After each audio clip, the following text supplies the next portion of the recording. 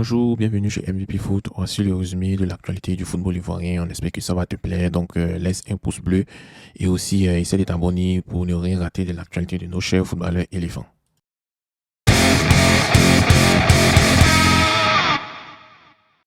Première actu, on a l'Olympique lyonnais qui prépare un été mouvementé, notamment avec le cas Sinali Diomandi qui a été mis à l'écart depuis le 16 février 2024.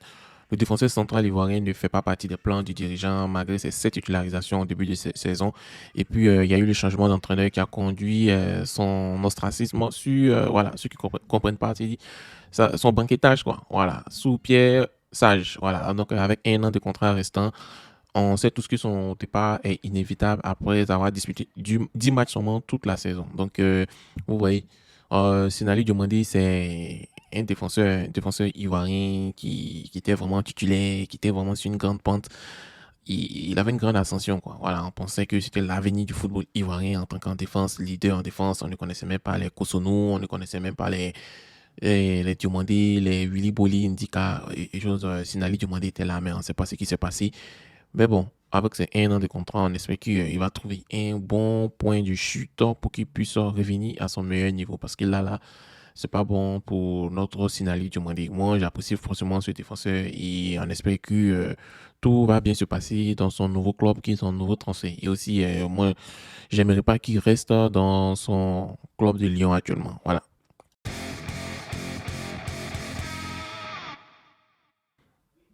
Et oui, on revient en Côte d'Ivoire avec l'Africa Sport National là, ou l'Africa Sport d'Abidjan. Voilà, cette année, l'objectif de l'Africa Sport d'Abidjan est clair, hein.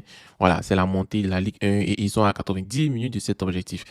Ils ont échoué à deux reprises. L'équipe se retrouve à un moment crucial de sa saison. Donc, on voit la détermination, l'engagement de tout un chacun, joueur, dirigeant, public, donc tout est possible. Donc, l'Africa va pouvoir comme on dit, elle va puiser dans ses ressources et faire preuve de solidarité, de détermination pour atteindre vraiment son but ultime, la montée en Ligue 1. Ça va être vraiment, vraiment, vraiment immense et ça va faire le retour pour la Ligue 1. Et les supporters, où ils vont avoir la tchatch, c'est-à-dire ils vont avoir la bouche maintenant pour parler. Mais bon, c'est vrai aussi, même si les gars montent en Ligue 1, il faut rester, savoir rester en Ligue 1. Mais je pense qu'il est descente en Ligue 2 dû au fait qu'il y a eu des problèmes de direction, de politique interne. Donc, s'ils montent en Ligue 1, ils vont vraiment rester et l'Africa est actuellement bien parti pour revenir dans l'élite ivoirienne.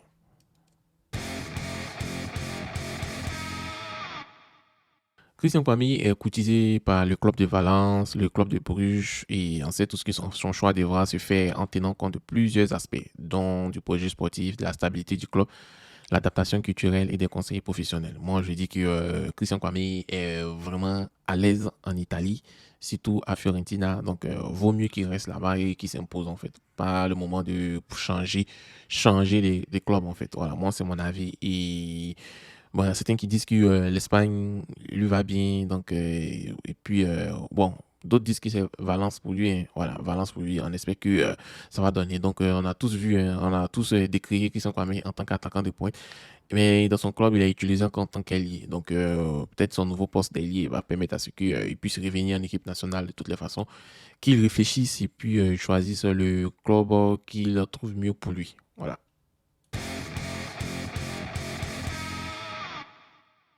Nous sommes à 6 jours du match Côte d'Ivoire-Gabon au stade Amadou Gon Koulibaly de Korogo. Voilà.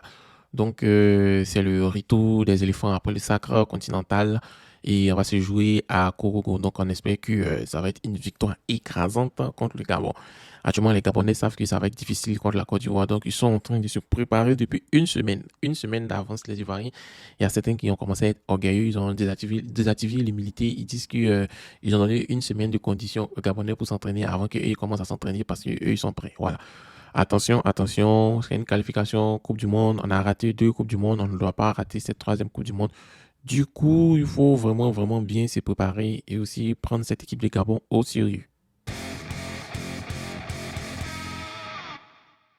Très belle nouvelle venant de l'Écosse en fait. Voilà, donc le Glasgow Rangers a levé l'option d'achat de Djumandi Boba Mahmoud, notre milieu box-to-box gaucher, et cela s'est fait suite à un prêt concluant. Voilà, donc il a tellement bien joué, il s'est tellement intégré dans cette équipe qu'ils ont levé l'option d'achat, ils ont payé 5 millions d'euros et ça c'est une très bonne chose.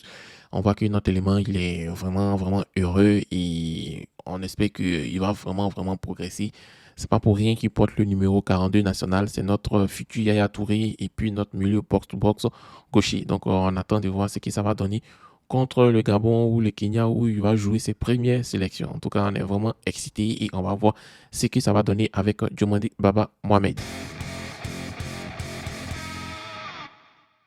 Et oui, et oui, et oui, on part au Mali. C'est la finale de la Coupe du Mali. Voilà, donc elle va se tenir cet après-midi opposant l'AFE au stade malien. De nombreux joueurs ivoiriens prendront part à cette rencontre déterminante. Voilà, on a Kanaté Ibrahim, on a Tia Martial, on a Samba Koulibaly, on a Emmanuel Begré, on a Aristide Zossou, Diallo Ousmane et Deme Adama, Cédric Douy et Franck Tissé. Voilà, donc on a tous ces joueurs ivoiriens qui font honneur à la Côte d'Ivoire, même au Mali. Donc, on leur dit félicitations à eux et puis on espère que le meilleur va gagner et bonne chance à nos frères ivoiriens. Et oui, et oui, et oui, aujourd'hui, 1er juin, c'est la finale de la Ligue des Champions et on a notre compatriote Sébastien Haller qui va jouer cette finale. Donc, on espère que, d'abord, il va être titulaire et de deux aussi, qui va apporter son grain de sel dans cette finale. Et aussi, on espère qu'aussi, il va gagner cette Ligue des Champions qui va être un palmarès important dans sa carrière en tant que footballeur. C'est vrai qu'il arrive en finale de Ligue des Champions, c'est déjà énorme, mais on veut qu'il me rentre dans l'histoire en devenant champion avec son équipe de Dortmund. Pourquoi pas, il soit homme du match. Donc, on croise les doigts et union de prière pour notre cher Sébastien Haller.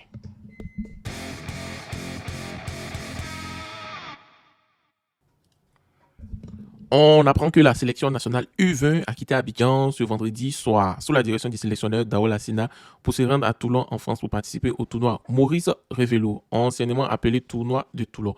On sait tous que c'est la 50e édition et ça va se dérouler du 3 au 16 juin. Et ça représente une priorité pour notre sélection ivoirienne en vue des prochaines éliminatoires pour la CAN U20. Aussi, la Côte d'Ivoire va débuter ce tournoi le lundi 3 juin à 15h GMT face à la France. Et la Côte d'Ivoire est placée dans le groupe A avec l'Arabie Saoudite, le Mexique, la Corée du Sud et la France.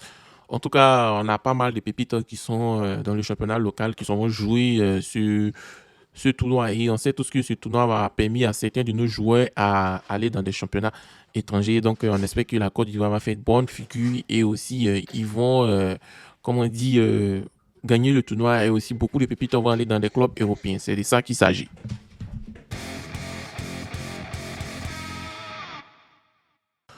On apprend des soucis que Nicolas Pepe est sur le point de faire son retour en Ligue 1 Uber Eats, notamment avec son ancien club de Lost de Lille. Rappelons que c'est dans le club où il a vraiment explosé, où il était le meilleur joueur du championnat français. Malheureusement, il a fait un mauvais choix de carrière. Il allait à Arsenal et on a vu tout ce qui s'est donné et ça a vraiment perdu son temps, hein, pratiquement 5 ans. Hein. Donc, on espère qu'il va vraiment se relancer 29 ans et qu'il puisse repartir sur de bons pieds. Donc, bon, voilà. Que pensez-vous de son retour au LOSC?